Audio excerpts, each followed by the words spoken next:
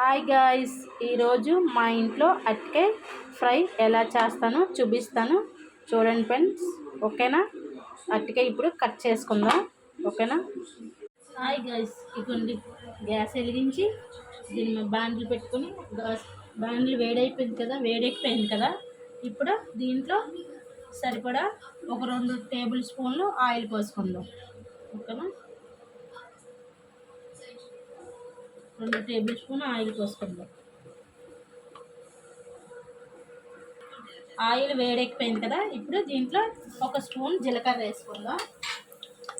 1 table spoon ఇదిగోండి ఆవాలు, పోపు దినుసులు వేసుకుందాం,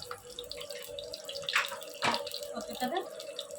దీంట్లో మీడియం సైజు 2 ఆనియన్స్ ఇదిగోండి ఇలా గుండ కట్ చేసి వేసుకోవాలి. మీడియం సైజు ఆనియన్స్ ఇదిగోండి. కొంచెం 4-5 పచ్చిమిరపకాయలు, ఎండుమిరపకాయలు వేసుకోవాలి కానీ దగ్గరలో లేవు కదా, ఇంట్లో వేసుకోలేదు. ఇదిగోండి కొంచెం కరివేపాకు, ఇదిగోండి ఒక 5-6 పలుకులు ఎల్లుల్లి రబ్బలు ఇలాగ పొట్టు తీసుకొని వేసుకుంటే బాగుంటుంది. వెల్లుల్లి చాలా మంచిది, ఒంటికి కూడా ఆరోగ్యం కూడా చాలా బాగుంటుంది వెల్లుల్లి, ఓకేనా. ఇదిగోండి ఆనియన్స్ వేగిపోయింది కదా, మరి ఎక్కువ వేయకూడదు. ఆనియన్స్ వేగింది కదా. ఇప్పుడు 2 అరటికాయలు ఇలాగ మీడియం సైజు ఇలా చిన్న చిన్న ముక్కలు కట్ చేసుకొని ఇలా వేసుకుంటే బాగుంటుంది. ఫ్రై బాగా అయిపోద్ది, బాగా వేగిపోయింది కదా. ఇదిగోండి అరటికాయ వేగడానికి ఒక హాఫ్ స్పూను సాల్ట్ వేస్తున్నాను. ఇది వేసి హాఫ్ స్పూన్ సాల్ట్ వేసాను కదా. ఇలా కలిపేసుకున్నాక మూత పెట్టేసుకుందాం. ఒక 10 నిమిషాలు సిమ్లో పెట్టి బాగా వేగనివ్వాలి. బాగా వేగిపోయింది, ఫ్రై అవుతుంది కర్రీ.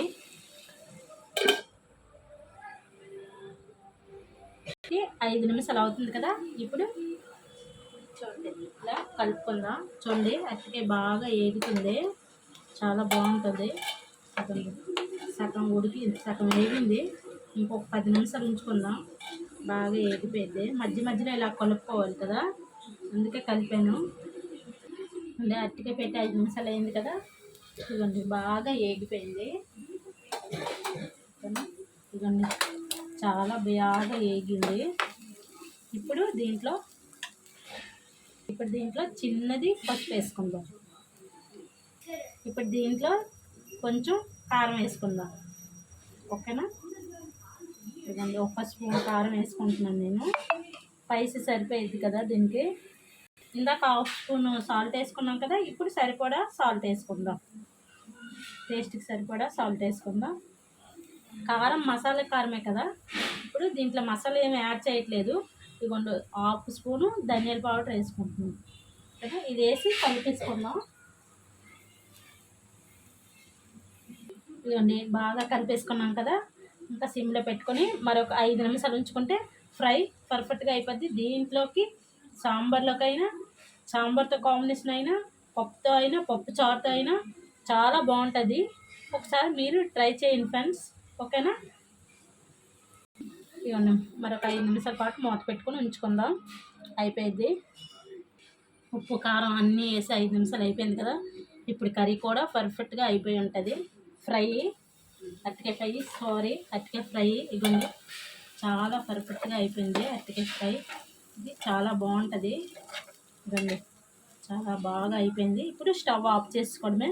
మా వీడియో నచ్చితే లైక్ చేయండి, షేర్ చేయండి, సబ్స్క్రైబ్ చేయండి ఫ్రెండ్స్, ఓకేనా. ఇలాంటి వీడియోలు మరెన్నో పెడతాను, ఓకేనా ఫ్రెండ్స్. బాయ్.